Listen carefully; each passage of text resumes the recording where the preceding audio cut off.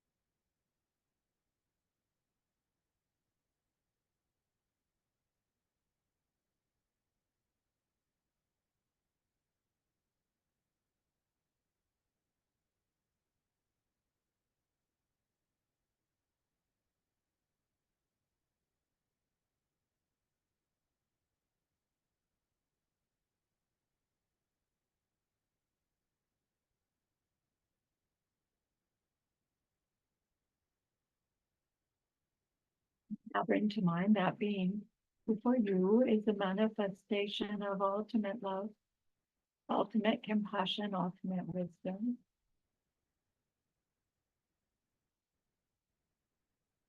And see them up here there with you. They are gazing at you with their unconditional love for you, smiling at you with their holy great compassion.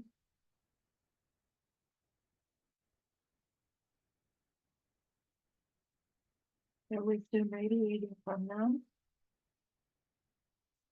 that beautiful golden glow encompassing you in its light.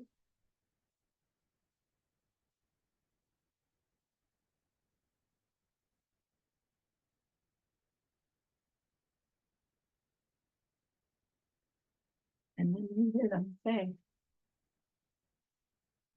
bring to mind someone you know who's hurting in some way.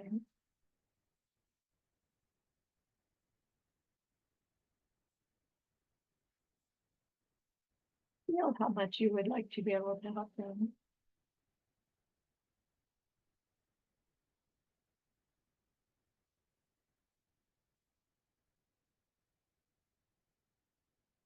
Recognize how the worldly ways we try fall short.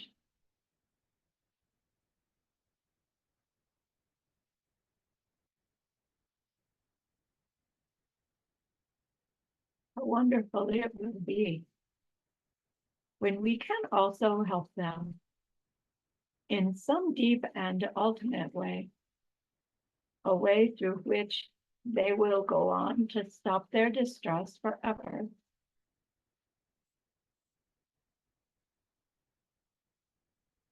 We are learning that this is possible.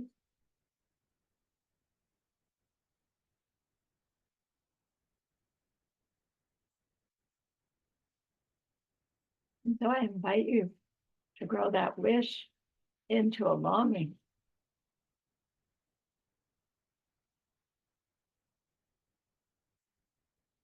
And that longing into an intention.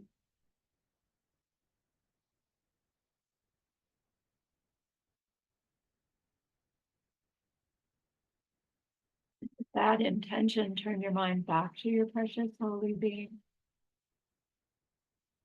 We know that they know what we need to know, what we need to learn yet, what we need to do yet, to become one who can help this other in this deep and ultimate way.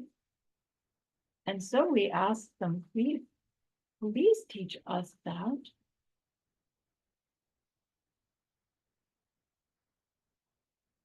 And they're so happy that we've asked. Of course, they agree. Our gratitude arises. We want to offer them something exquisite. And so we think of the perfect world they are teaching us how to create. We imagine we can hold it in our hands, and we offer it to them, following it with our promise to practice what they teach us, using our refuge prayer to make our promise. Here is the great earth, filled with fragrant incense and covered with a blanket of flowers. The great mountains, four lands, wearing the jewel of the sun and the moon. In my mind, I make them the paradise of a Buddha and offer it all to you. By this deed, may every living being experience the pure world. Idam Guru Ratna Mandala Kamya. I go for refuge until I am enlightened to the Buddha, the Dharma, and the highest community. To the merit that I do in sharing this class and the rest, may we reach Buddhahood for the sake of every living being. I go for refuge until I am enlightened to the Buddha, the Dharma, and the highest community. Through the merit that I do in sharing this class and the rest, may we reach Buddhahood for the sake of every living being. I go for refuge until I am enlightened to the Buddha, the Dharma, and the highest community. Through the merit that I do in sharing this class and the rest, may all beings reach their total awakening for the benefit of every single other.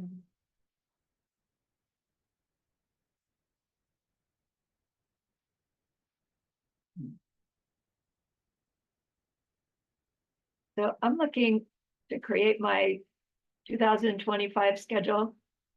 Is there anyone in this group that has not completed the ACI course 7 about the Bodhisattva vows? And then Rocio, Natty. Okay, good. Claire. All right. Then course 7 is what we'll do now. And okay, Olga, I see. And we'll start it on January 19th. It's the Sunday evening.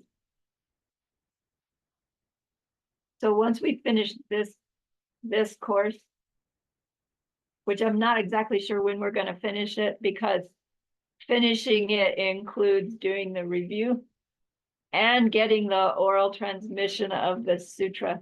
And we're going to bump up against the Lamrim. And then our trip away. So we'll try and I'll try very hard to have it finished before the end of October. But we may not get the lung in there in time, in which case it'll have to be in December sometime. But we'll try. And then we're not home until the 1st of December, early December, and then the Kyoto Lamrim is happening, and then the Rejoicing Festival is happening, and then it's the holidays, and then it's the Mexico City Meditation Retreat, and so that's why it won't be until January 19th. It sounds so far away. I don't like to take that much time, and I'm afraid we'll lose momentum, and then never mind, I can't go. So that's why I'm telling you now, mark your calendar for January 19th. And it'll go into end of February into March.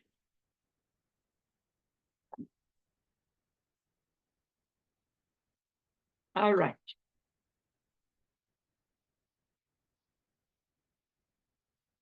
So last class, and especially an important one, we learned those two meanings of renunciation, Yenjun, and the role that the direct perception of emptiness plays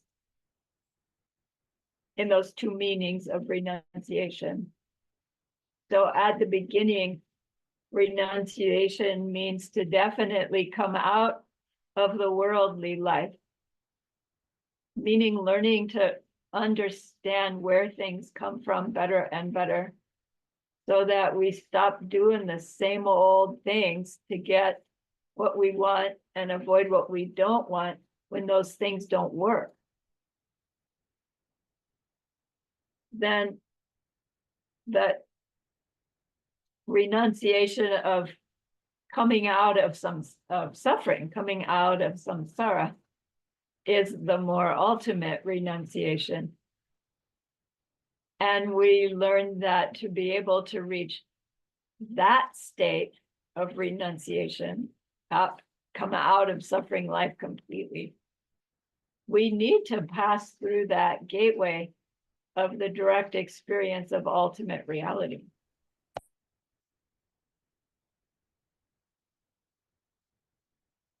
We won't do what we need to do to plant the seeds to bring about the direct perception of emptiness if we don't have sufficient disappointment, Geshe calls it disgust, with worldly life. So we can't get to path 3 without starting on path 1. And you don't just skip grades to path 3 from path 1, because we need the path 2, where we're learning, studying, training, practicing. Right? Even if you're not formally going to classes, there's a path 2 in life. It's like on path 2, we're learning what we're doing wrong. And if we could figure it out ourselves, we would. If we could figure it out ourselves, we would have done it a long time ago, is the theory. And it takes the goodness of meeting someone who's done it themselves or been trained by someone who's done it themselves, in order for us to stay motivated to do what we need to do, to keep our renunciation moving forward.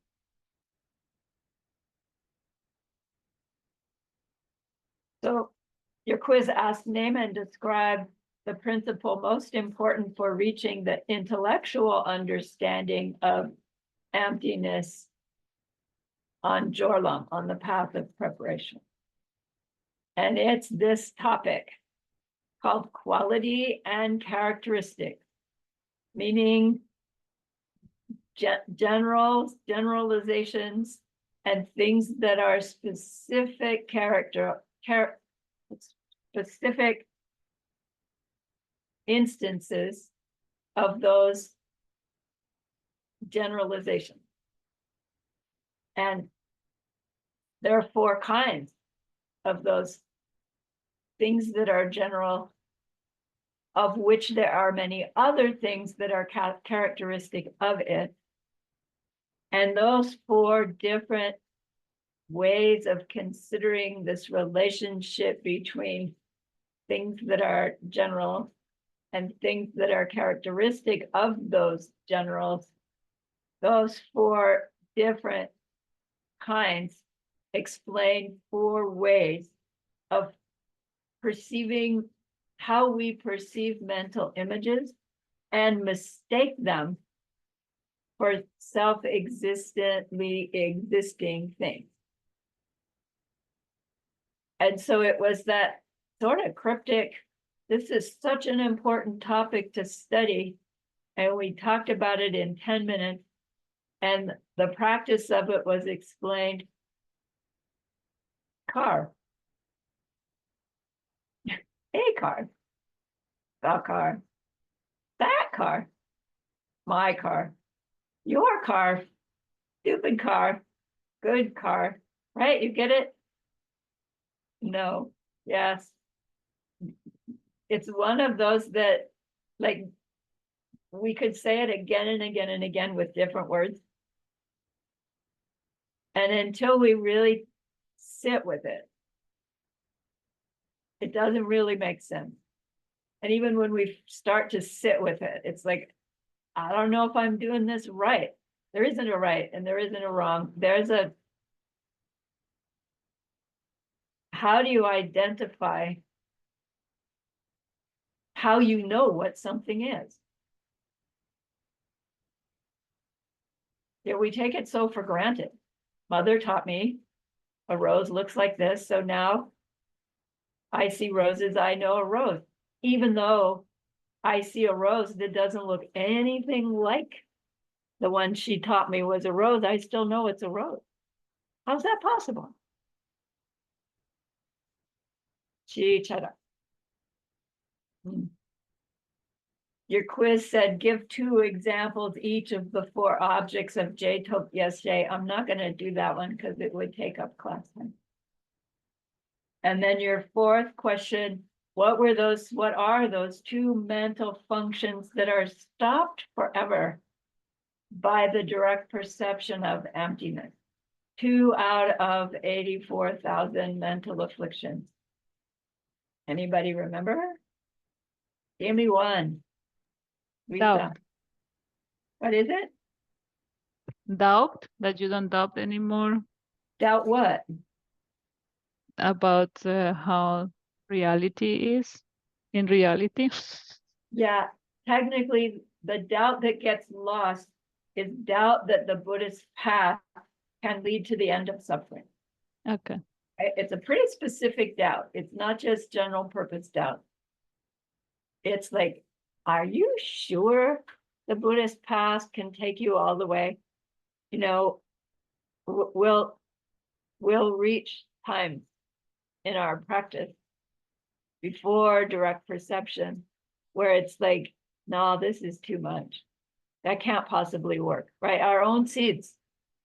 And it'll come most likely at times when we're really making progress.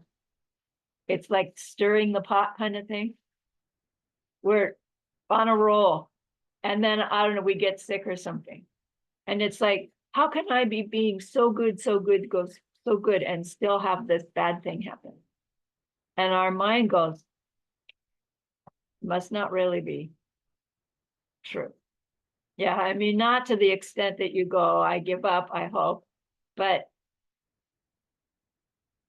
you know, doubt in the path. And then the other one is what? Now that you've had a direct experience of ultimate reality, what is it that you no longer believe?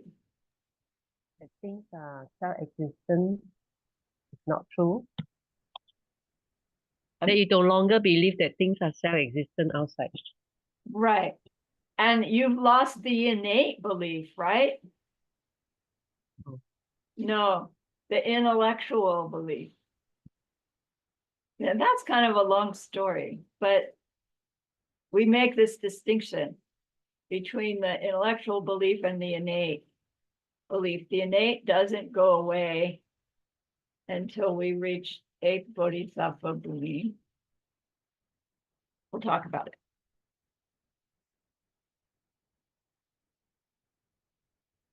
Yeah, good. Then our practice path is about using what we now don't doubt and what we now know to not be true, self-existent thing, in order to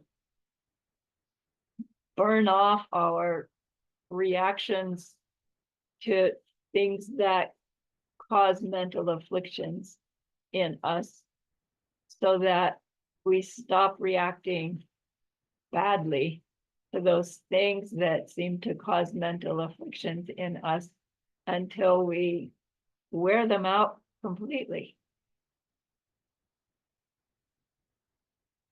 on the Bodhisattva path, the guidelines we use is practicing the six perfections.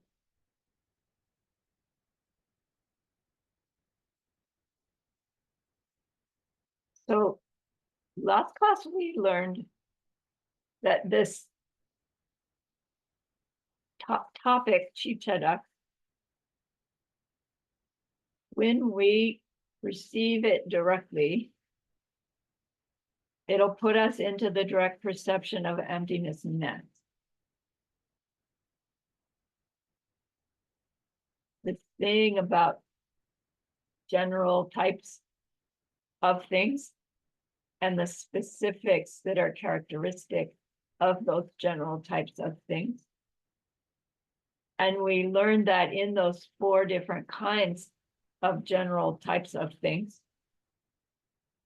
two of them are more important than the other two. But general in terms of objects and the specifics, which are the objects of experience, the dunchis, things that we experience because we've experienced them before. And drachis, the way of a non-specific doesn't become, but how a non-specific and a specific from something we've only heard about before can also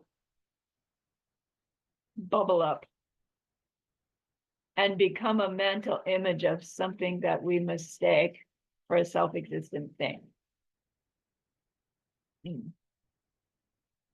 So these dunchis and drachis, they are particular cases of the rikchi. And between the three of them, they are telling us that there is no reality outside of our mind that demands it be the way we experience it.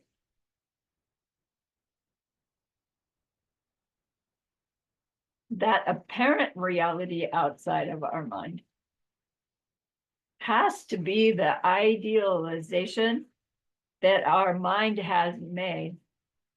And it's reasonable that we do so as long as we are valid, meaning not intoxicated, not so sick, not so mentally afflicted.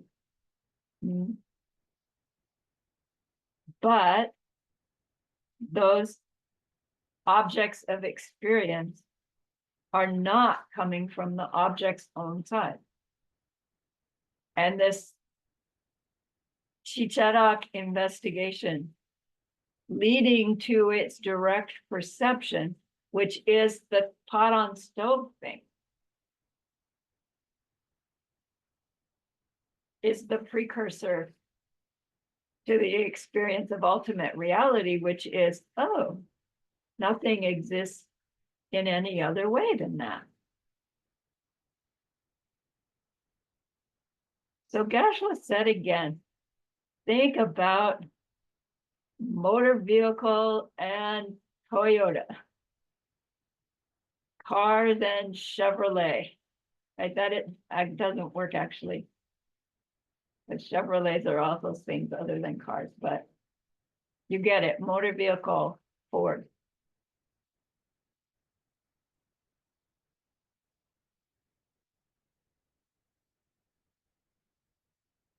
So next in the sutra, right, Buddha has just said, Buddhi, does a stream enterer call themselves a stream enterer once they've entered the stream? And Subhuti said, no. And we launched into this thing about Chichara. You get the connection there? No.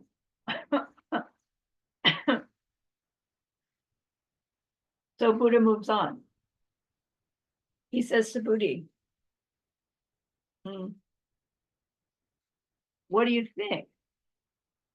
Is an arhat a arhat? Let me share screen, share my vocabulary here.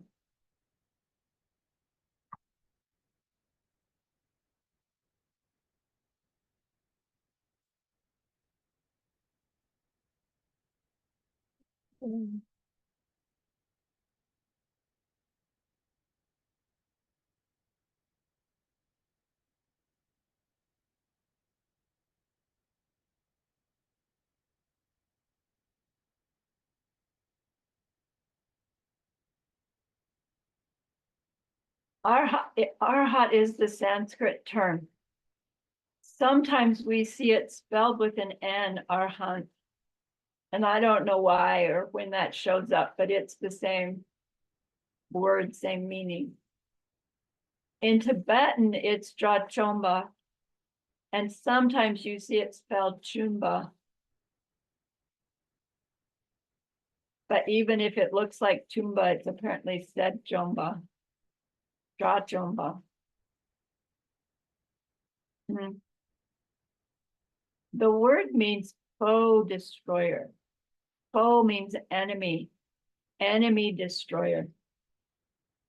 And the enemy that one has destroyed in reaching Drachomba is all mental affliction.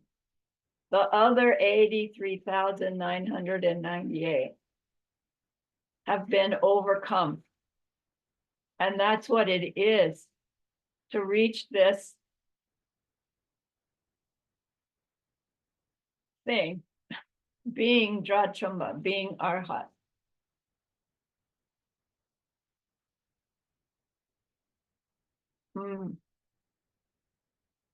What's another word that we use for overcoming once we've overcome all mental affliction?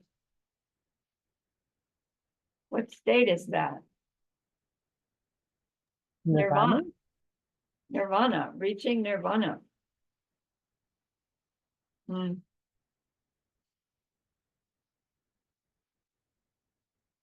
the Sanskrit, the word arhat, it apparently, with Sanskrit, you have a root and you have stuff you add to the root, and I don't know how that works. Give it the full meaning. Arhat, it has two roots. Not that you put the two roots together, but you can look at it as this root with that addition or that root with this addition, and they mean different things. So Geshe-la teaches us the two, because when you put them together, you understand arhat even better than if you just know one or the other. So when you split arhat this way, I got a bug that flew in my throat, is getting me a little bit. Ar and hat. This is the word that means enemy destroyer, that the Tibetans translated as Drachomba. But if you take arhat and you split it this way, A-R-H-A-T, sounds the same, arhat, but now it means to be worthy, in the sense to be worthy of prostrations by others. So again, it's not about, prostrate to me. It's about becoming this virtuous object that others can gain great virtue towards when they interact with you in this honorific way. So to be an enemy destroyer, to be one who's overcome all your mental affliction, makes you a very virtuous object, makes you a virtuous being, a high being. In the non-Mahayana level training, reaching arhat, reaching nirvana is their goal. in that capacity being, if there is such a thing. That's their concept of the ultimate that they can achieve. Less. When we're on the Mahayana track, we understand that this state of reaching freedom from all mental afflictions is a state that will come along for the ride on our trajectory to total Buddhahood. They don't technically call it nirvana. They call it reaching or completing the 8th bodhisattva bhumi. But it's the same quality of mind, free of mental afflictions, because of having seen emptiness directly and then doing what you needed to do to burn off and damage the mental seeds that carry those mental afflictions. We heard it, the individual analysis, right? So another another way that nirvana is sometimes described is reaching the extreme of peace, P-E-A-C-E. So our arhat is one who has reached this extreme of peace, meaning their mind is incapable of getting upset, incapable of having a mental affliction. There's no more seed for those mental afflictions capable of ripening into one. So it sounds like reaching arhat state, whether you call it arhat when you're on the non-bodhisattva path, or you call it 8th bodhisattva bhumi when you're on the bodhisattva path, the state of mind is this extreme of peace, no more mental affliction. And certainly, you know you've got there, don't you think? Like, I think it would be a quite clear state of mind to reach that place where no more mental affliction. Kind of hard to even imagine. But so surely you know you reach it. And surely it's a state that is reachable, or else why are we talking about it, right? Why do we learn about it? And yet Lord Buddha had said to Subhuti, you know, isn't arhat an arhat? Does the arhat think to themselves, oh, now I'm an arhat? And Subhuti actually says, you know, well, if they do think of themselves as an arhat, then they're not going to get their prediction by the Buddha. It's called the Lung Tempa. Let me make sure I'm not getting ahead of myself here.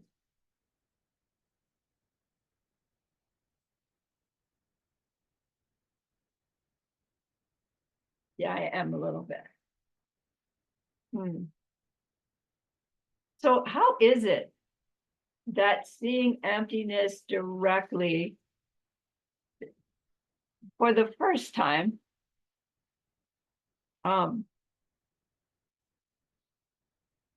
goes on to stop our mental affliction? We want to get that really clear. To not see things as self-existent is necessary for stopping mental affliction. To reach the state of mind of nirvana, we have to reach that place where we are no longer seeing things as self-existent. It does not mean we're in the place of seeing things as empty. Like we're not seeing emptiness directly all the time as arhat. But we are aware that everything is seeds ripening and nothing but as arhat. No more the pen in it from it. No more angry yelling boss in them from them. Are there still pens and angry yelling bosses? Yes, there will be. And we'll see why. So there's this phrase, things that will never grow. I don't know the Tibetan, but we'll come across it from time to time. Things that will never grow. It refers to two specific things. One of the things that will never grow is emptiness. The emptiness of anything that we're talking about. It never grows in the sense that it doesn't come into existence as a teeny little bit of emptiness and grow into its full emptiness of the pen, and then shrink and go away as the emptiness of the pen. The instant the pen's there, its emptiness is complete. 100%, no pen's identity in it from it. Not little bit at a time, right? Even if we're, watch, here it comes. Wait, can't get it. There we go. Little bit of pen, little bit of pen, little bit of pen, little bit of pen. It's emptiness. The emptiness of that is 100%. The emptiness of this is 100%. The emptiness of, oh, it's a whole pen, 100%. And when the pen goes away, same. Blink out, emptiness gone. So one of the things that never grows is emptiness. Do you see? It comes into existence and goes out, but it doesn't grow. And technically, that's a subtle meaning of impermanence that is amongst the things that we will perceive directly during our path of preparation. You know, we'll get impermanent. We'll get the impermanence of me. And then we'll get the impermanence of the emptiness of me as well.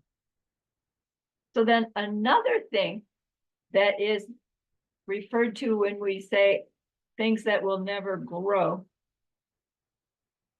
is the subtle seeds of ignorance in the mind of an 8th level bodhisattva.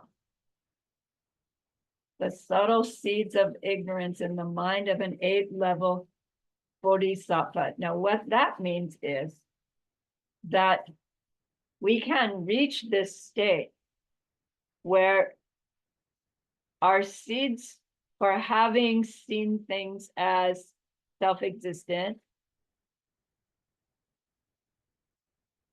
active ones are not ripening.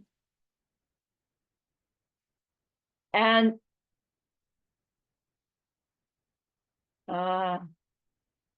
we've so damaged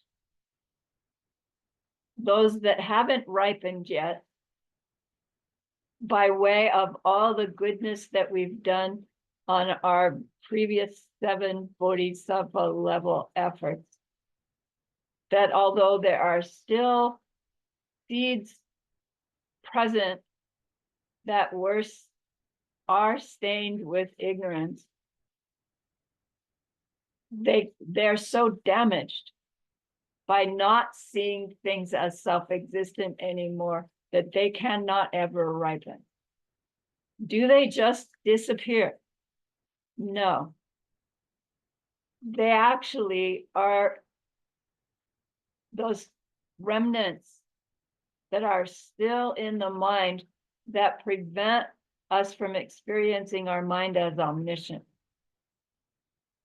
Like some kind of debris from having seen emptiness, believed and seen and believed in things as self-existent since beginningless time. We then actively refuse to participate in that anymore through our bodhisattva bhumi efforts. And we reach a point where no more mental afflictions can come up because everything that does ripen is experienced as, oh, from my seeds, from my behavior. And yet there are seeds that now can't ripen that still have that remnant of having seen and believed in self-existence. And those need to be dealt with before we can experience our mind as omniscient, which is what is the difference between the mind of an 8th level bodhisattva that we could call nirvana and the mind of a fully enlightened being. Right? So there aren't more mental afflictions that we clear out. On our last 2 bodhisattva bhumis, we're clearing out the remnants that are blocking our ability to perceive emptiness and appearing reality simultaneously, because of which we then know what every being needs to give up and take up, which is the purpose of omniscience.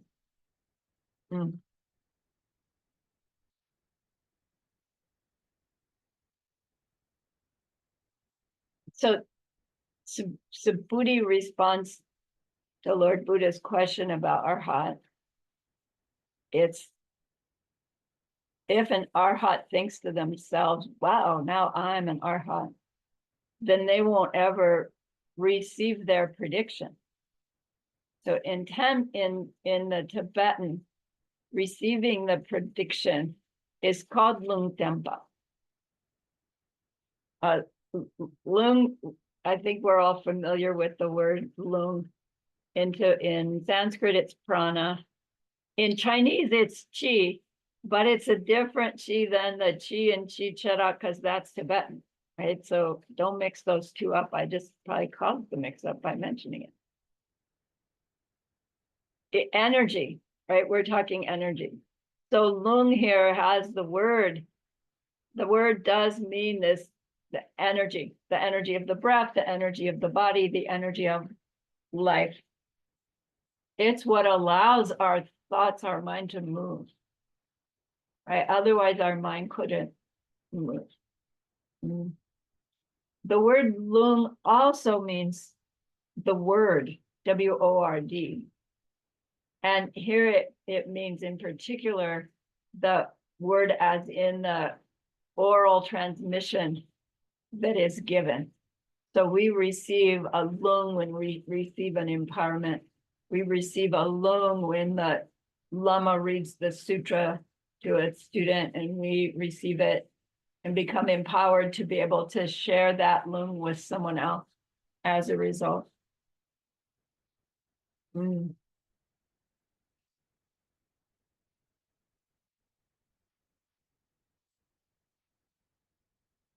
then the term tempa, it means to show or to give. We see it used as a teacher as well, tempa. But in that sense, they're showing us the way. They're giving us what we need. So lung tempa has this connotation, this specific connotation, several of them. One of them is that there were times when Buddha declared some specific thing as karmically positive or karmically negative. And it's called giving a lung tempa. So for instance, he taught that state of mind, notsa, shame, is that mindset that prevents us from doing something harmful, even if nobody would ever know. And he said that state of mind is a karmically active thing. It is a virtue. He points it out because it can be a state of mind that feels not so nice because we're judging ourselves and we're probably being harsh with ourselves. You know, I was considering doing that and that would be terrible. And right, it could go down the wrong rabbit hole. And he's saying, no, that's a goodness. He also gave a lung tempa towards anger. He taught specifically that anger is a karmically active thing. It will always be a negative karma. Anger will always bring an unpleasant result. And again, he would point that out specifically because there would be lots of times that we would say justifiable anger, right? And it's like, yeah, and you'll get a result of somebody being justifiably angry with you, and it'll be just as unpleasant as unjustifiable anger, because being angered at is unpleasant. Yeah, karmically active. He established it. He said specifically.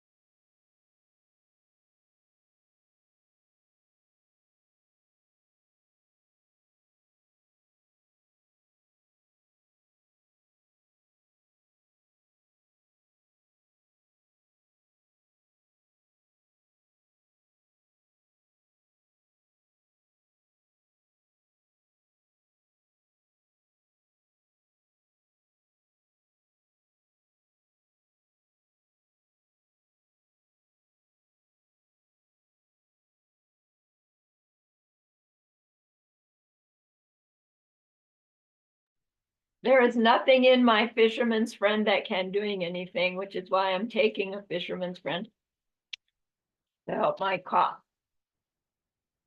Says Diamond Cutter Sutra.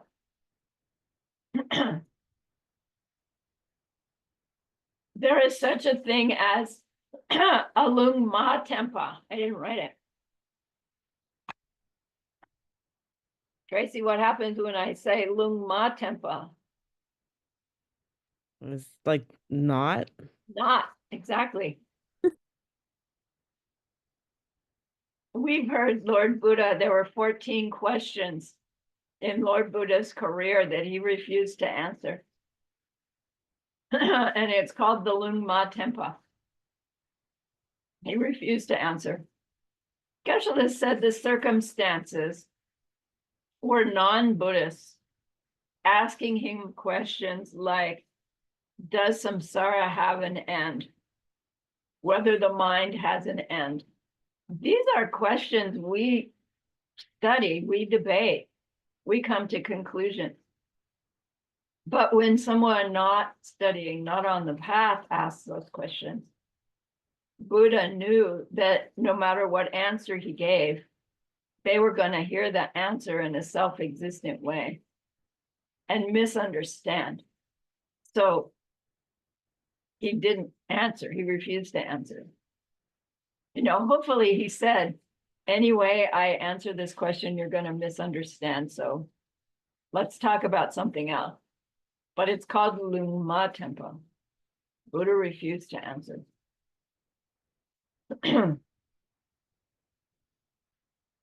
Now, we'll hear in the sutra that Buddha is going to say, the Buddha, was there anything I received from the Buddha called Maker of Light, in which I received my prediction?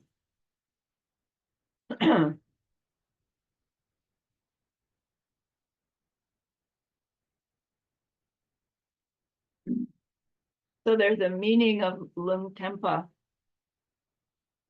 which refers to when we reach 8th level Bodhisattva Bhumi.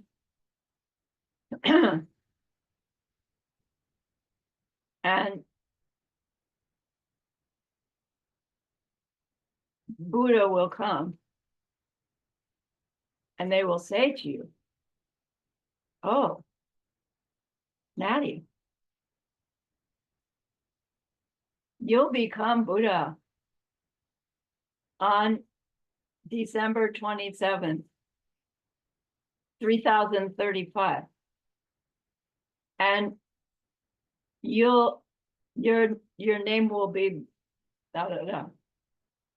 And you will show up on planet Xerxes and you will teach people there this, and this.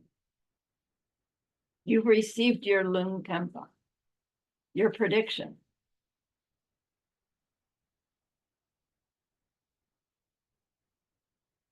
So here's the sequence. Buddha has said, Subhuti, does an arhat call themselves an arhat? And Subhuti says, no, because if they did, they wouldn't receive their prediction. And it's like a funny thing to say. It's like, okay. And then Buddha says, well, did I receive a prediction? It's like, well, you're Buddha, you must have.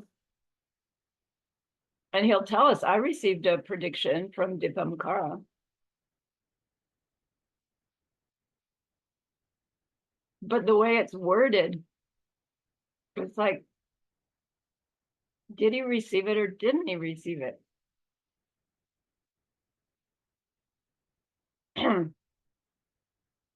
So there are these three parts of receiving one's prediction. Lung Tempa is the prediction. Lung Tempa Po is the giver of the prediction.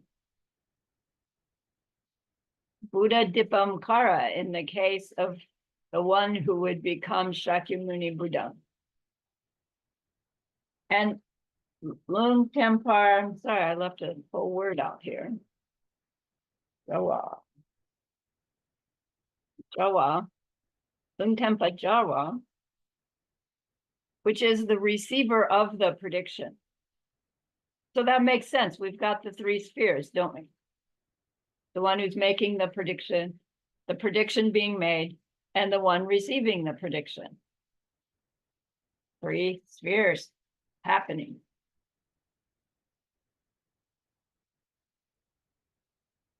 It can't happen until we are at the state of mind where we are aware of all things' illusory natures. And that's another way of saying that state of mind that is free of mental affliction. Because we get free of mental afflictions when we are experiencing what we are experiencing as coming out of our own past deeds results and not coming out of the thing of the experience. Who can you blame for the angry yelling boss experience if you are experiencing it as the result of your own seeds? Can you get mad at the guy or lady, the one yelling at you? No, right? It's like, if you really are experiencing, my seed's making this happen. If you've got it right, there's no blame. Is it so all of a sudden not an uncomfortable experience? No. But will you try to wiggle out of it by yelling back or lying or no? Because it's so clear where it's coming from. We're going to hear an example. Mm. So we can't get our prediction until we've reached that state where we're aware of the illusion. Mm.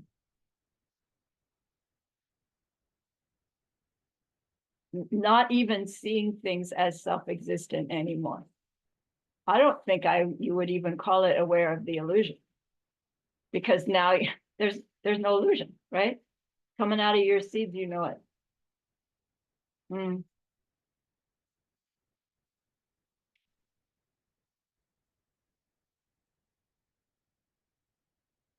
So what you are then aware of is that all three parts of that Lung Dempa are coming out of your goodness ripening. You are understanding that no self nature of the three spheres of that experience. You are Korsumi Mikpa, like we talked about before. Mm.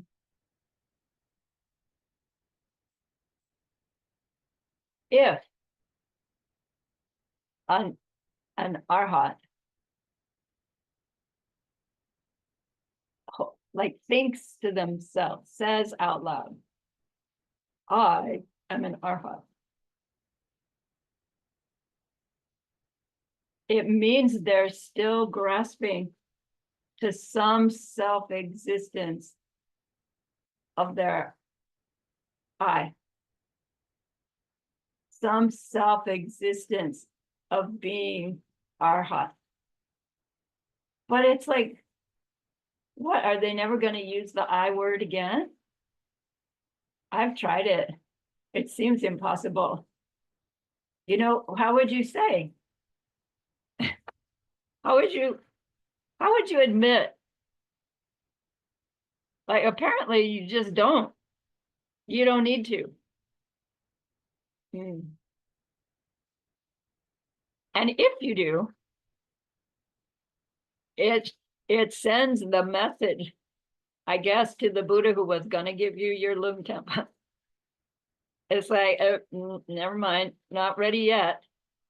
They're still holding to some sense of self-existence, which means we haven't reached nirvana, which means we're not at 8th level bodhisattva, which means our Lung Tempa can't ripen out of us. So it's hard because we're trying to think of it sequentially. And this whole sutra is about ditch the sequential because it's mistaken.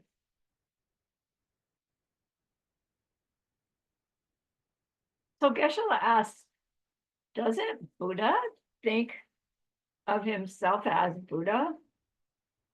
And he went to the scripture. It's like their scripture, their sutra, where Buddha made this declaration. It's a non-virtue to steal the Buddha's begging bowl. Like apparently it happened once. Right? And I don't know, my own mind would be going, Buddha's looking for his begging bowl, like he doesn't know where it is. Isn't he omniscient? Somebody stole my Buddha, my begging bowl. How dare they, right? Like Buddha's not going to do that. But he made the declaration. And when he did, he said, the non-virtue to steal the Buddha's begging bowl implies that Buddha, right, he said, my begging bowl. And it's like, wait a minute, didn't Buddha just disqualify himself as Buddha by using the I, me, mine thing? Now, keep in mind that the reason he declared it bad to steal the Buddha's begging bowl is because the one who did the stealing gets such terrible negative karma. he wants to prevent anybody from doing that in the future. So it's not that he's attached to his begging bowl. But it sounds like, here's an example where Buddha said, I'm a Buddha, I own things. Which when we had those 4 things that a bodhisattva doesn't see, they don't see a self, they don't see a mine, me, mine, me over this lifetime, or the me that goes from lifetime to lifetime. That Dak, Semchen, I can't remember the other 2. So if we see any of these, we are misperceiving ourself and our world. But if we don't see any of these, what's there?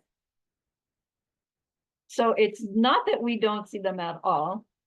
It's that we don't see them as not ripening seeds from past behavior, right? It's always that, not ripening seeds from past behavior. So as Buddha's saying, don't steal my begging bowl, right? That being is directly perceiving the emptiness of the 3 spheres and the ripening of the 3 spheres, their own and everybody who's hearing them say that, even now. So we can't really compare. Well, Buddha said he had a begging bowl, so I can say I'm arhat. It's like, no, can't compare. So why wouldn't an arhat say, I'm an arhat, if it was useful for somebody else's benefit? And we're actually going to hear Subhuti say, no, an arhat would never call themselves an arhat. And you know what? I'm an arhat. It's like, wait a minute. What's going on? All of this is describing to us why it's necessary to see emptiness directly to overcome our mental affliction. It's like, it seems like I'm down the block and around the corner from that topic, doesn't it? But hang in.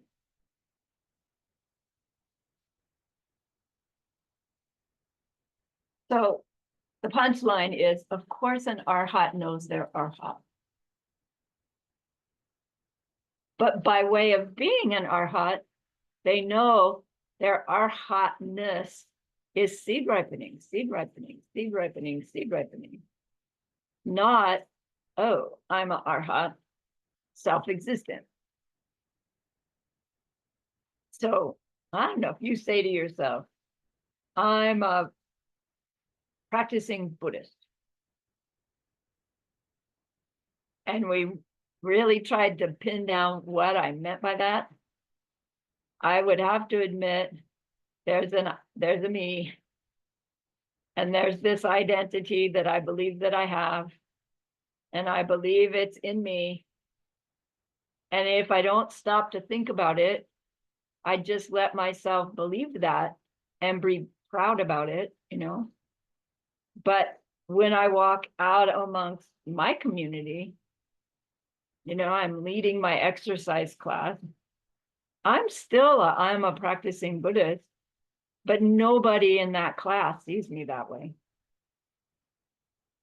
If I could think about that at the same time as I'm leading the exercise class, it would give me a glimpse at how wrong I am when I say, I'm a practicing Buddhist.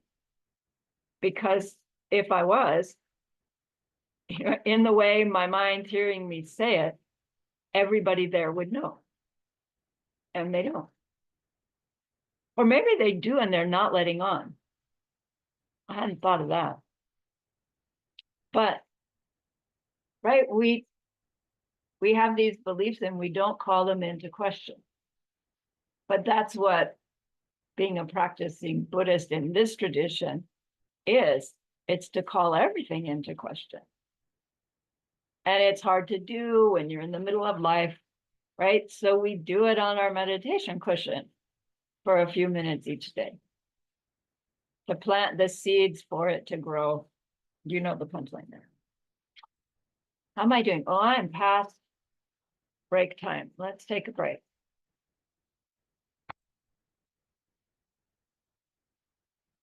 Pause.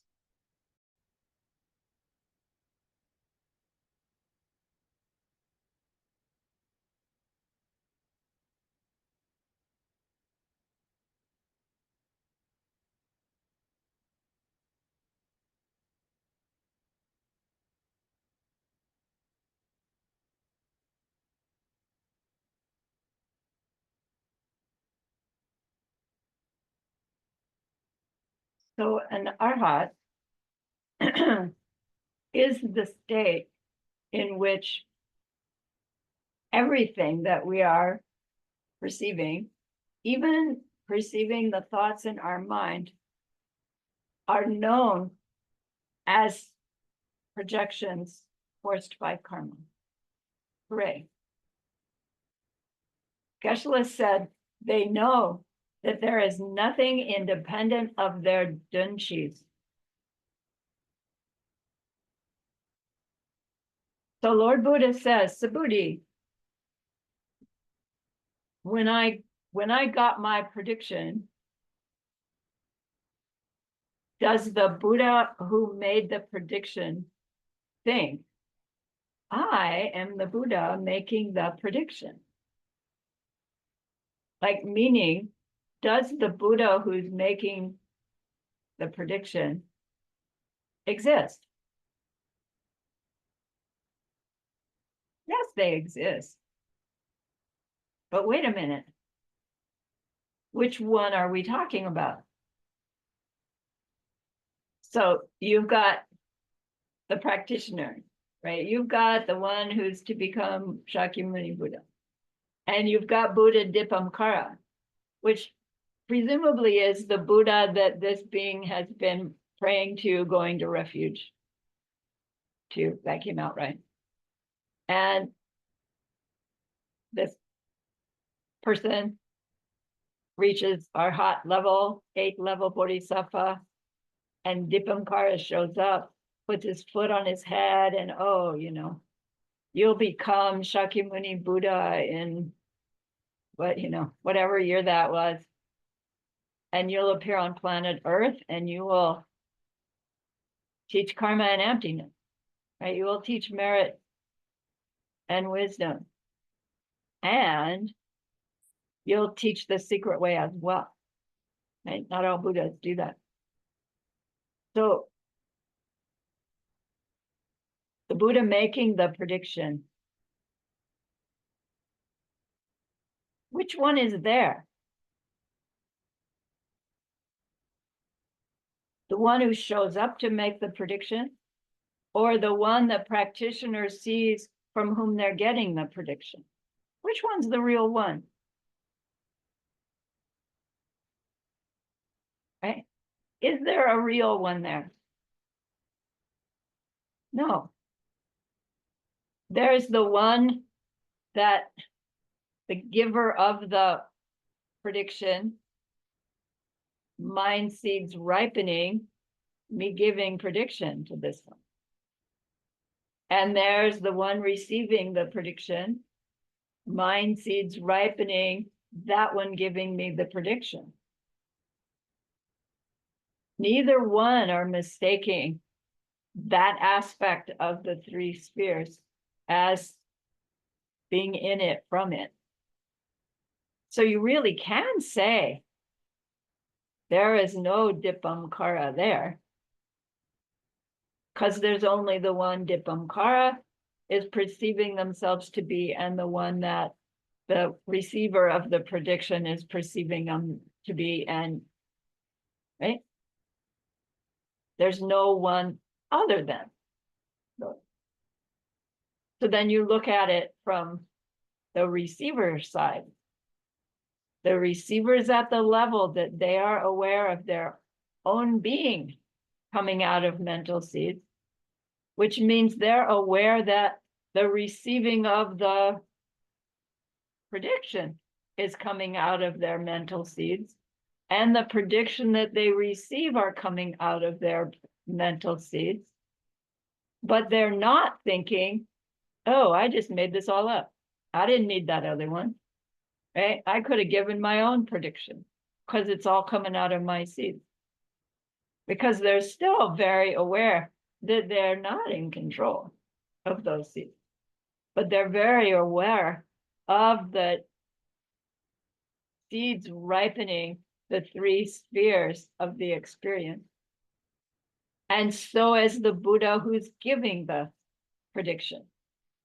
The being who's there to receive the prediction is coming out of their seed. The prediction that's being given is coming out of their seed. And they're also aware of the receiver of the prediction seed. So that adds a little extra twist for the one giving the prediction. They're seeing it from both sides. Korsumi mikpa. In receiving your prediction. Why did Buddha go there? We started out with the stream enterer, say they're a stream enterer. No, because if they do, they're thinking of themselves as self-existently a stream enterer, and that's like what they know for sure is not true anymore. Same for a once returner, same for a non-returner. We didn't go into it. Same for Arhat. Arhat, now you're experiencing everything is coming out of your seeds, not just seeing things the old way and not believing it anymore, which is what we're doing on Bodhisattva Bhumis 1 through 7. Less so and less so and less so, but still things appearing to have their natures in them. Okay.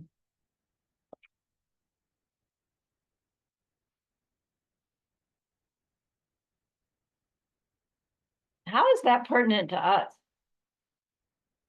Again, the three spheres is the doer, the doee, recipient, and the act done.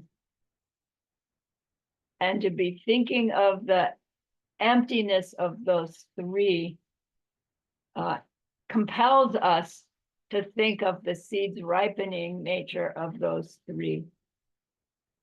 And to do so should influence the deed that we're doing. The extent to which we have the empty nature, seed ripening nature of what's going on is included then in the seeds planted. So if we're already in the process of doing a deed, we've already made our decision to do the deed. And now we're trying to hold in mind that seed ripening nature and nothing but of the three spheres as we do the deed. And that's going to help us make better choices about what deeds we're willing to do. And that's where we're getting this link between understanding emptiness and dependent origination and how that leads us to stopping our mental affliction.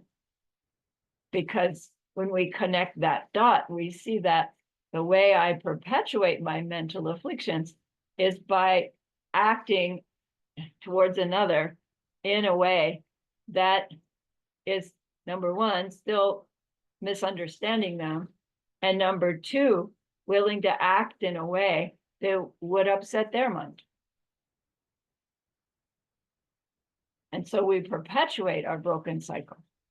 When we know for sure that that's what's happening, even when we don't see it that way, we get off automatic pilot and work more strongly at cleaning out the mistakes we've made in the past, very swiftly cleaning out mistakes that we still will make, and making these strong efforts to act to choose a wiser response in the face of any experience, right? Not just unpleasant ones, but neutral ones and pleasant ones.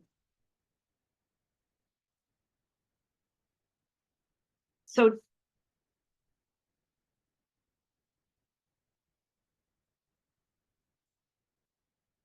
we understand reaching 8th level Bodhisattva Bhumi means we have to have eliminated all our mental affliction. And in order to do that, we applied what we came to know is true from our direct perception of emptiness to our behavior. It's called due to the individual analysis, which means the 4 Arya truths that came to be true for us because of our direct perception of emptiness, the Jatopyasha. And then using that to change our behavior choices. So still, I'm going to ask, how does seeing emptiness directly result in permanently stopping all mental affliction? Like that's the section we're on in the sutra. Lord Buddha never actually says, look, this is how it works. The next section, like he's been talking about all of this. Arhat, getting the prediction. Did it really happen or not? And then all of a sudden he says, you know, the highest perfection is the perfection of patience.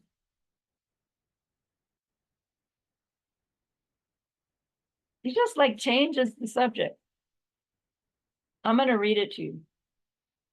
It says, and I say to you further, O Subhuti, that the perfection of patience spoken by the ones thus gone is a perfection.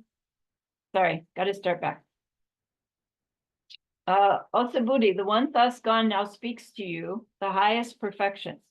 And the highest perfection, which the one thus gone now speaks to you, is that same highest perfection which conquering Buddhas beyond any number to count have spoken as well. And this is precisely why we can call it the highest perfection.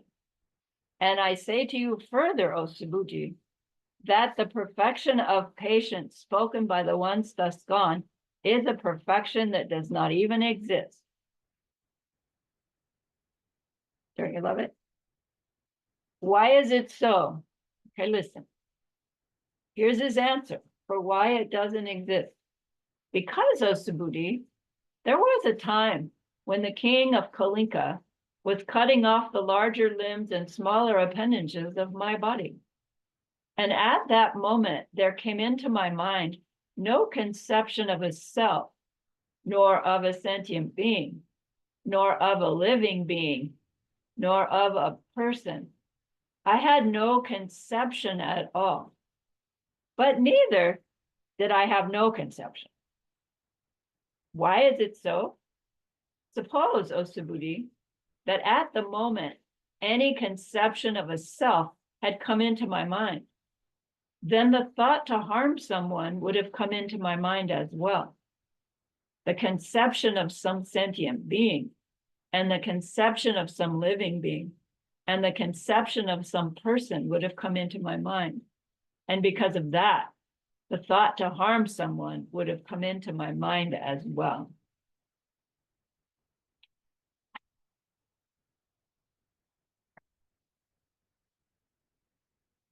That's his explanation for why seeing emptiness directly stops our mental afflictions. Yikers. Thank goodness for commentaries and teachers. So in this story that he's referring to, Shakyamuni Buddha is referring to his previous life, pre-Buddha life.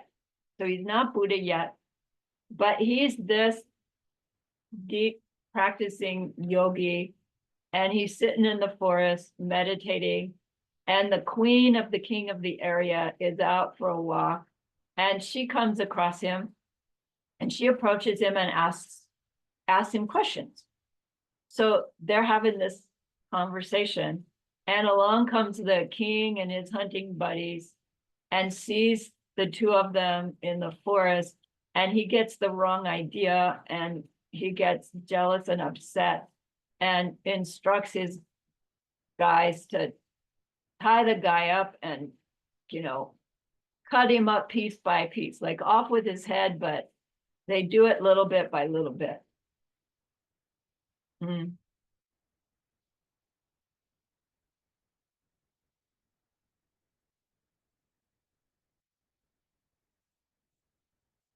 And he's describing the state of mind that he, the yogi, had while that process is happening. And he's saying, I didn't perceive any self or any sentient being or any, living being or any person. Those four, a me, my hands, feet, legs getting cut, me over my lifetime, or a me that goes from time to time. He was well aware that him experiencing that horrible situation was ripening out of his own past seed, right? So that's implying that this yogi is arhat level.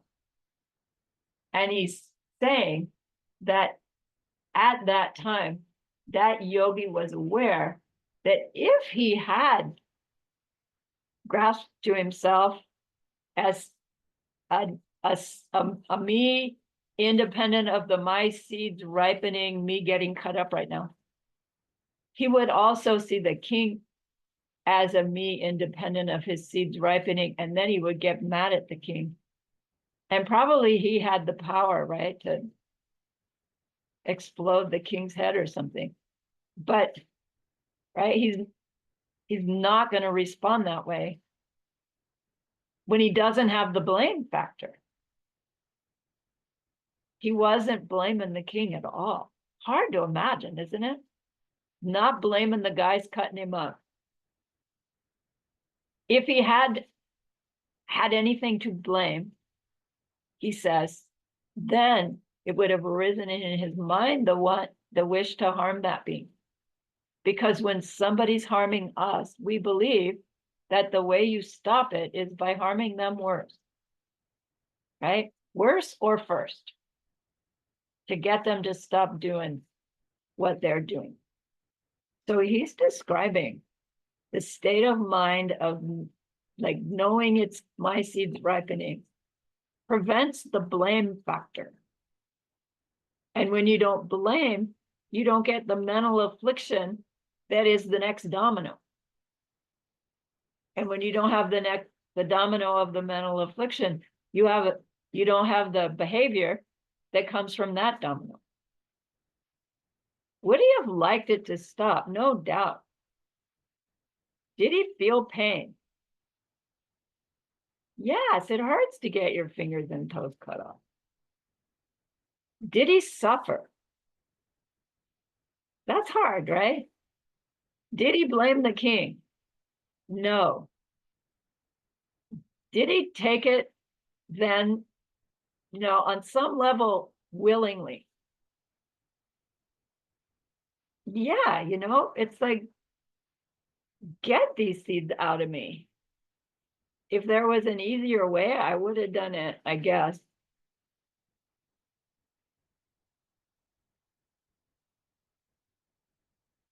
The practice of patience is the highest practice. It's one thing, don't get upset at the yelling boss. It's another to willingly take on the yelling boss's anger so that they don't yell at somebody else. Right? It's another to let it go on and on and on and on when you could have said something that would have made it stop. Now, there is a caveat, and that is, it's not a kindness to let somebody continue to make the seeds of hurting somebody when there's something that we can do or say that can stop the situation. But when we are truly motivated to protect them from the increasing negative seeds that they're planting versus using that as a reason to stop our suffering, right? It's fine to want to stop our suffering, right? I'm not saying that. What we choose to do is critical. There may come a time that in order to stop someone else from continuing to make terrible karma, we need to act with some force, some kind of what looks like violence. And yet it'll be motivated out of compassion, which means the seeds that we plant in our mind as we do it, right, will ripen as some situation where somebody will need to use compassionate force for our benefit. And it'll look different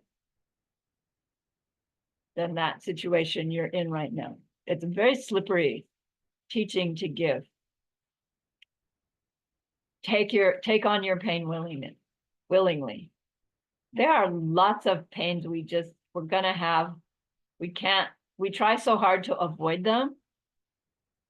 And maybe it's not so necessary. Maybe we'll get to a point where it's not so necessary anymore.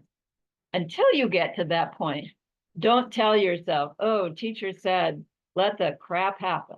Bring it on. Don't do that.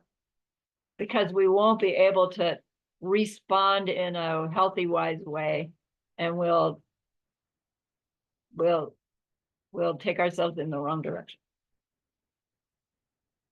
The meditator is saying that he had no conception of his own self-nature. Does that mean he thought he didn't exist? No. It means he knows that the him that's there is seed ripening him, seed ripening him, seed ripening him. Technically, seed ripening him being cut up by the king. All of it is included in his identity at that time, which helps us see, if the king cutting me up is included in my identity, I really don't want to hurt him. Like, I don't want to cut my own arm off. Okay. So when they say we don't see things, the Buddha getting the prediction didn't see anything, it means we're not seeing anything as self-existent. We're not seeing anything that's not our seeds ripening. So it's like ordinarily we see things coming at us. And then when we're seeing things coming from us, what happens to the thing that's coming at us? We can't see it. You can't see something coming not from your seeds and see something coming from your seeds at the same time, because they are contradictory states of mind. They're opposite. You can toggle back and forth, but you can't take personal responsibility and blame anybody at the same time.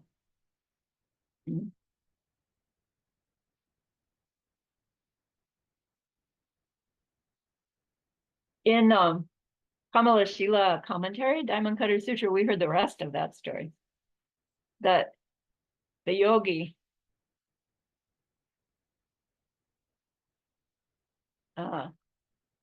he keeps saying to the king, I'm so sorry you're doing this. I love you so much. And it makes the king mad. And the king says, who the heck are you anyway? And he goes, oh, I'm the yogi named Master of Patience. And the king goes, patience, I'll show you patience, and whack.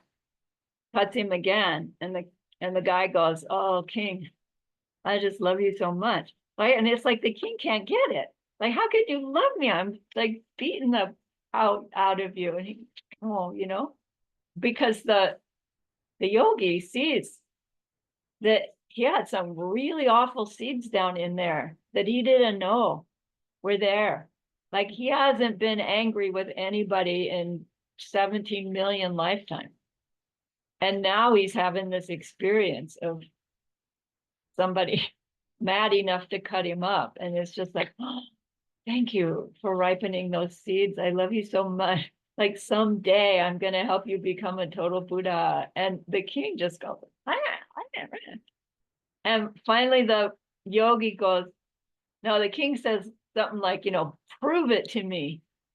And the yogi says, well, if it's true, that I love you more and more, then may my fingers and toes all reattach. And the fingers and toes just all jump up, and right back onto the guy. Imagine the king, I don't know, passed out probably. And he becomes his student and right? There's always a nice outcome.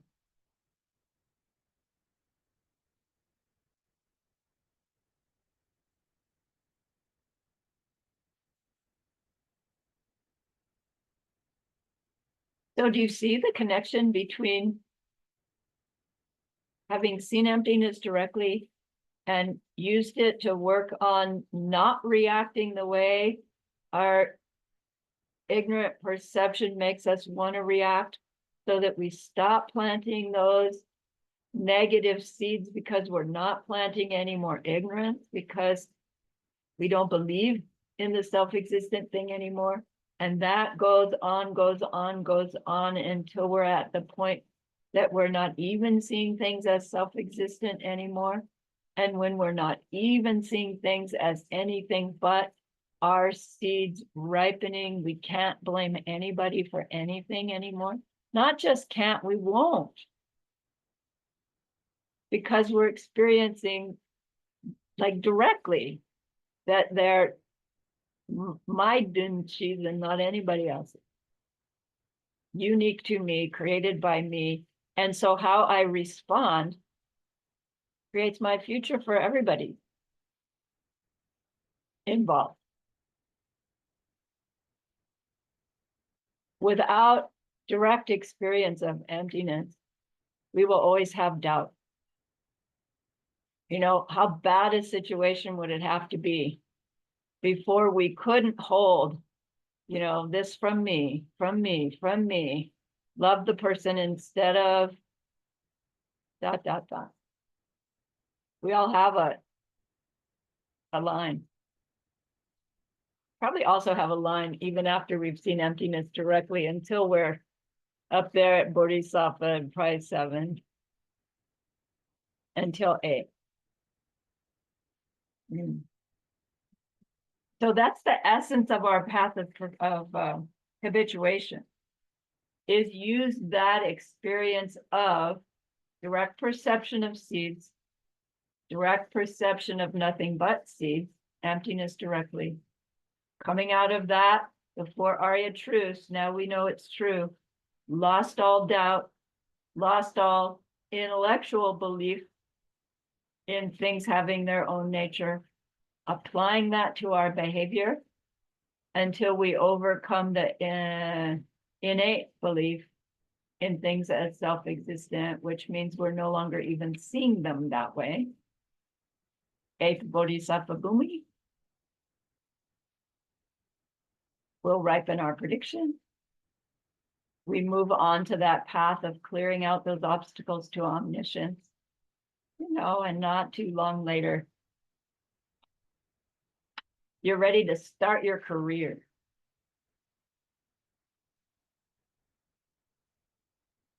So we are learning that our wisdom allows us to understand, to whatever our experience, take it on willingly. Know it's our own projection. Some past me created this by having done something similar to another. So why would I expect it to never happen to me? We would know that to get upset and allow that mental affliction to that follows to drive our decision would just perpetuate the cycle. So somewhere along that domino fall, we work on our ability to stop it.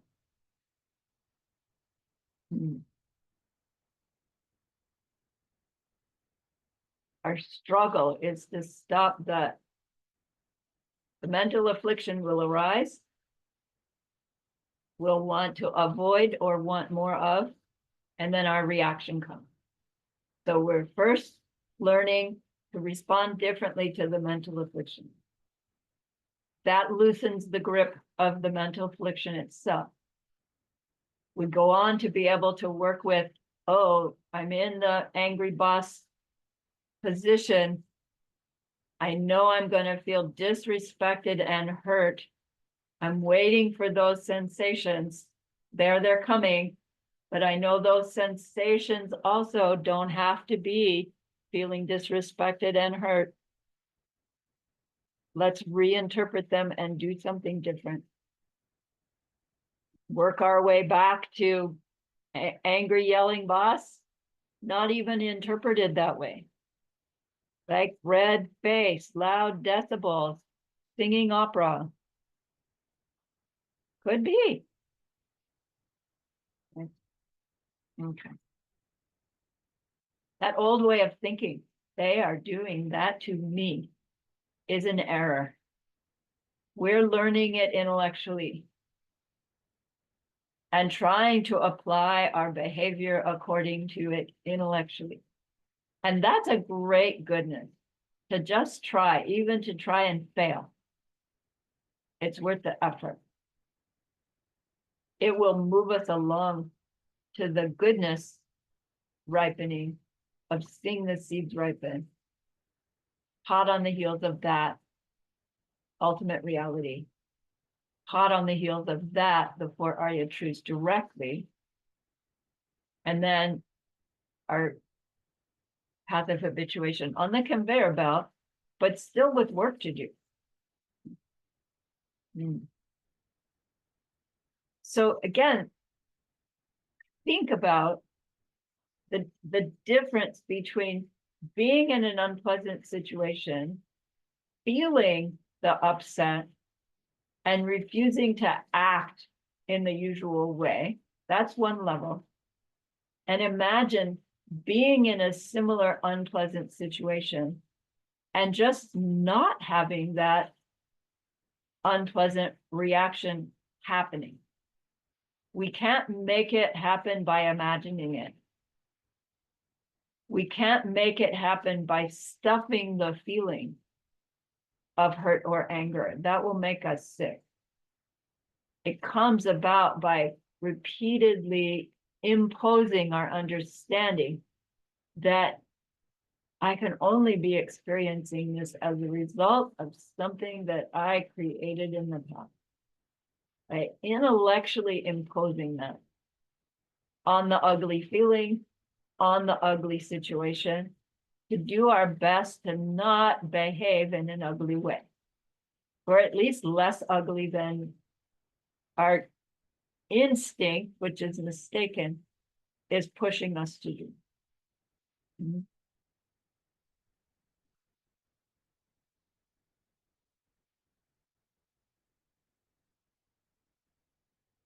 So the sutra is pointing out that there's a difference between taking action to avoid harm, taking action to help the others stop making more harm for themselves in the future, and wanting to hurt another person. So if you see a situation where you might get harmed and you can do something to avoid it, by all means, feel free. As long as what you have to do to avoid it doesn't hurt somebody else. And that there's two different situations there. One is you might be trying to avoid a harm and you hurt somebody else. Or you might want to hurt somebody else in order to avoid the harm. And that's what they're pointing out here. If we have the desire to hurt someone, the willingness to hurt someone, and we justify it by saying, well, this is how I avoid myself getting hurt. We have not contributed to our growing wisdom. There are times when we're trying to do something to help another being and we hurt them. It happens to me all the time with those little bugs. They're so fragile. It is a negative karma to hurt somebody. But it's different than, smack. Or, come on, let me get you outside and, oh, I'm so sorry, right? I ended up with the same thing. The bug's dead. But one was, I didn't care. There's that little gnat again. Right? I wanted to hurt them. Versus, no, I'm trying to help. And and my seeds were such that I hurt them. Their seeds were such that they got hurt. Right? Doesn't mean I don't get the results of hurting, but the circumstance that comes back to me will be different. Somebody trying to help me, and I get hurt. So the last question on this homework is, describe the emptiness of an arhat's mind. Describe the emptiness of an arhat's mind. We've been talking about the dependent origination experience of the arhat's mind. If an arhat is thinking about their own mind, I don't know, this is hard because you have to figure out what the heck your mind is to begin with, which is a harder than we might think. So you can just think of it as awareness of your thoughts. But technically your mind is the awareness, not the thoughts. But anyway, so when an arhat is aware of their thoughts,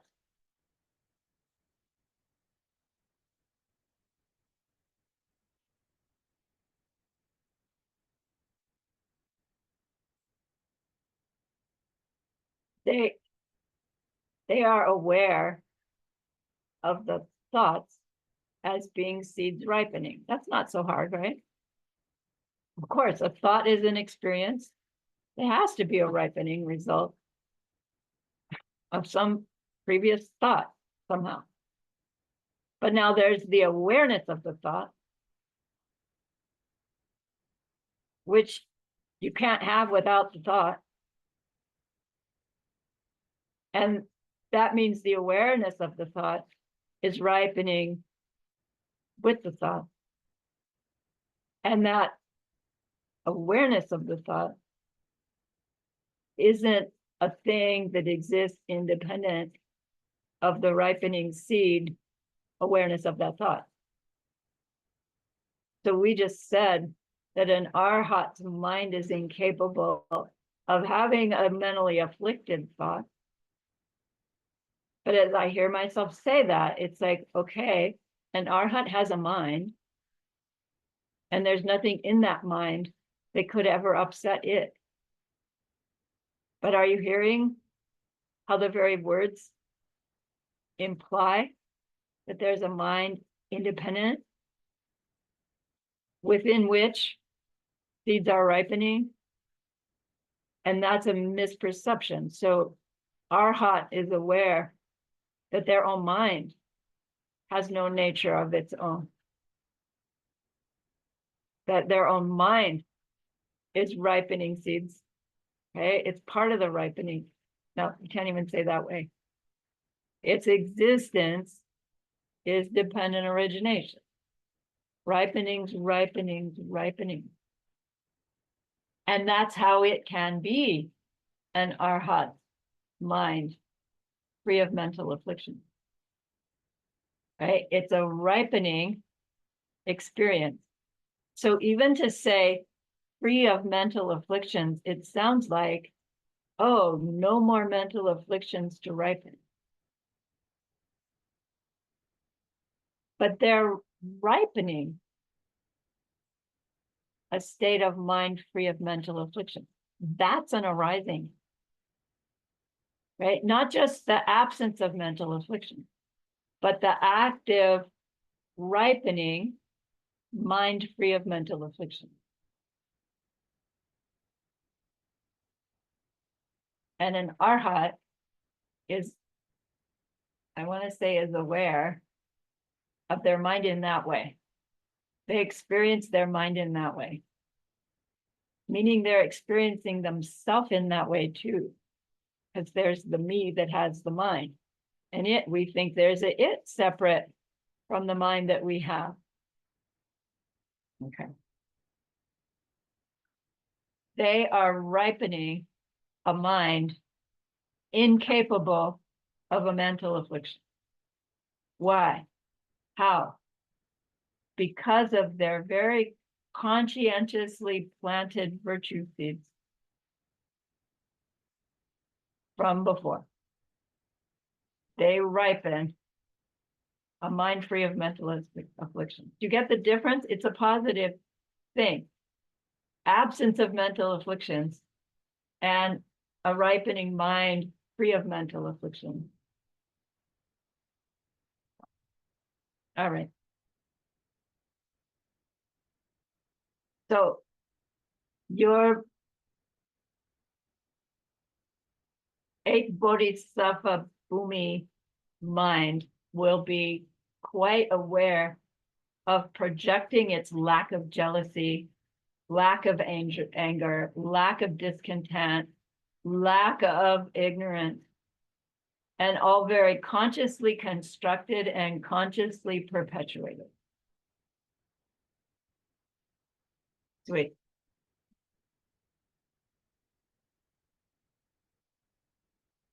So Geshe ended class with this sort of cryptic set of questions.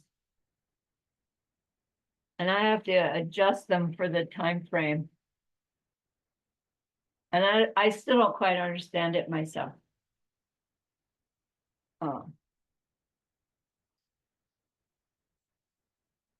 Does Sarani from 2014 exist? No. Does Sarani from 2020 exist? No. The only Sarani that exists is this current moment Sarani, if we could even find that one, right? But did Sarani of 2014 exist? Well, it did for me. Did you know me then? No. So did I exist for you? No.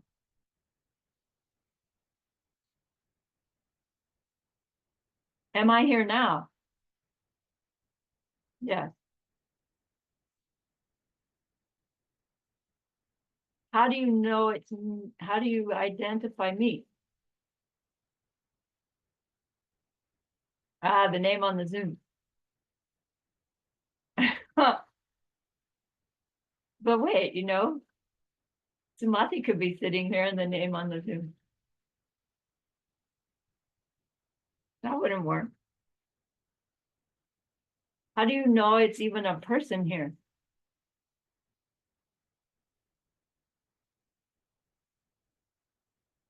Yeah.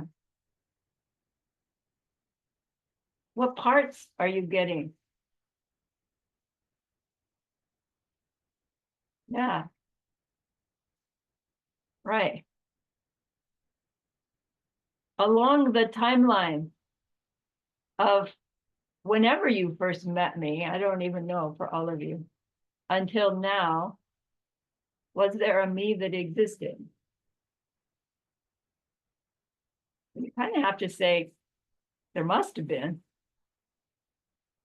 because, I was here, what day is this? Thursday, I was here on Sunday and the previous Thursday. So there must have been a me in between time. Hmm.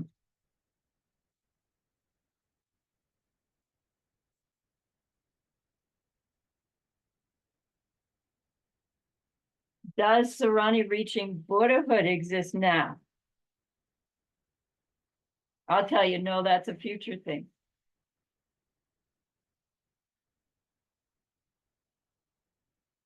That future Sarani did that future Buddha out of Sarani, did they receive their prediction? Yeah.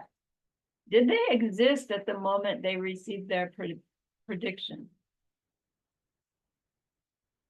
I know, I like Joanna's face, you know, it's like, yeah, yes and no, you're catching me. You guys are onto me.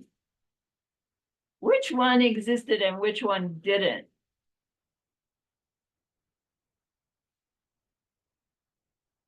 The one you're thinking of.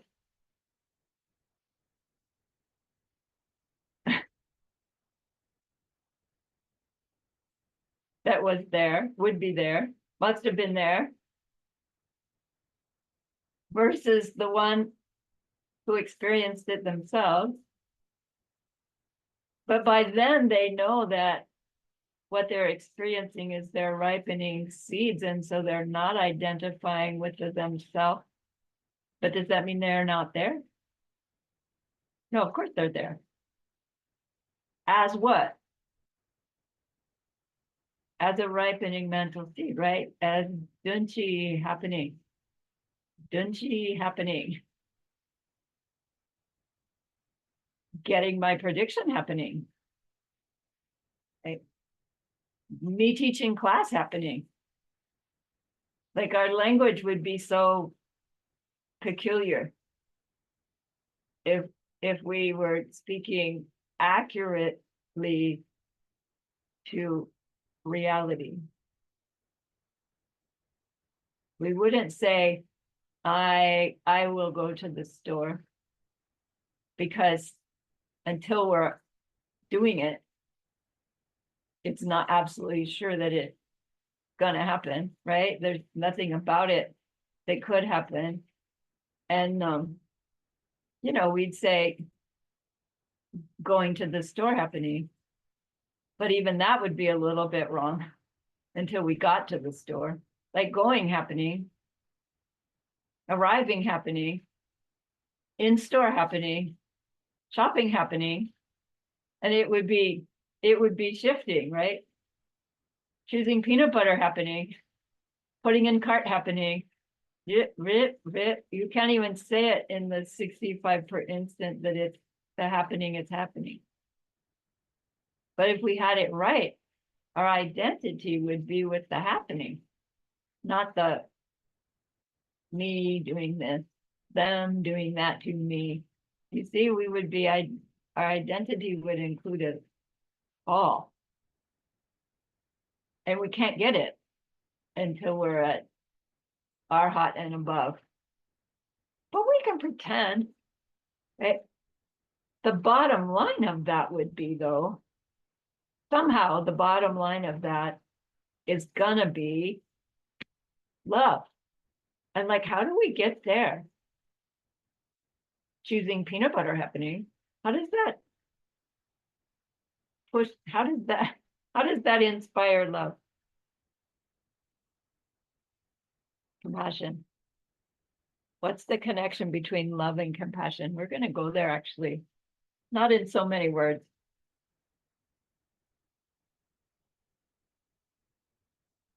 Anyway, this sequence of, you know, did she exist then? Does she exist now? That it's supposed to be helping us understand that there is just this ripening. You know, and then we string all those ripenings together and we call it, you know, me over my lifetime. But technically, every moment ripening, I'm different. My me is different. I like that. Will the real me please stand up? It just gives me a little glimpse. I can hold it for an instant. But then if we were like that, if our identity was you know, the real me, anything. What do you want to be for other beings? Something that uplifts them, something that makes them happy, right? Who cares about the my needs, because it's like, what me has needs? I just want you, I want you to have a nice time. That's where love comes in.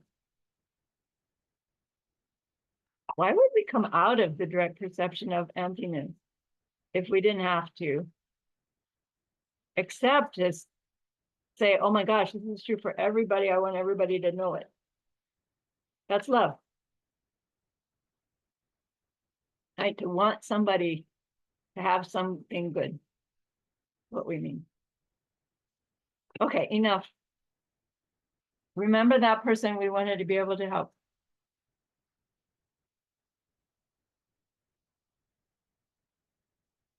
We learned stuff that we will use sooner or later to help them in that deep and ultimate way. And that's a great, great goodness. So please be happy with yourself.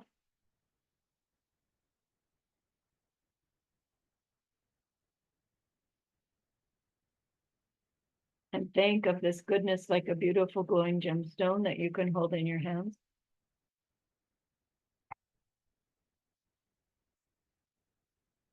Recall your own precious holy being. See how happy they are with you.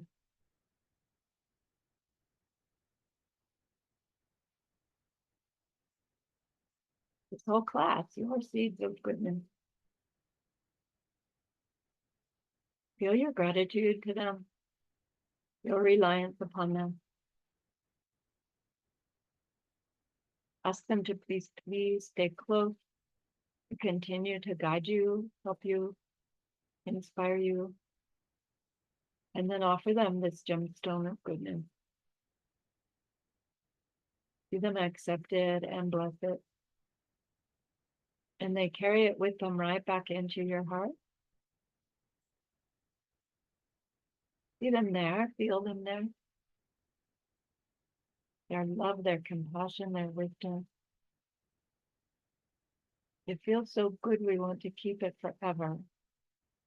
And so we know to share it by the power of the goodness that we've just done. May all beings complete the collection of merit and wisdom, and thus gain the true ultimate bodies that merit and wisdom may. We use those 3 long exhales to share this goodness with that one person, to share it with everyone you love, to share it with every existing being everywhere. May they all know where happiness comes from. And may it be so.